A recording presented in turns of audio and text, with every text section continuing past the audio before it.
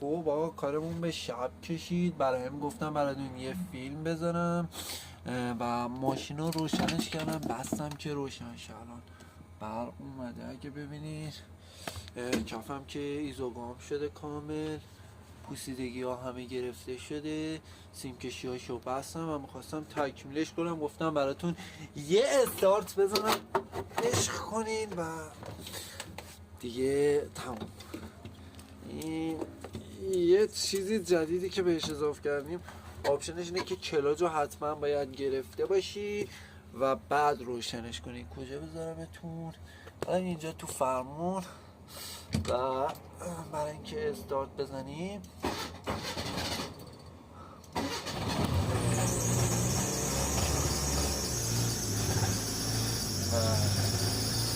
این هم دستی رو میخوابونیم و اون چراغی هم که الان روشنه چیز نداره،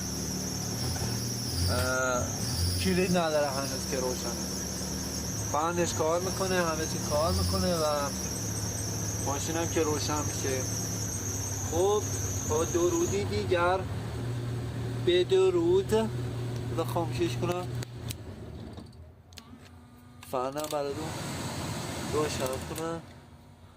همه چی سالم و درست. با اجازه.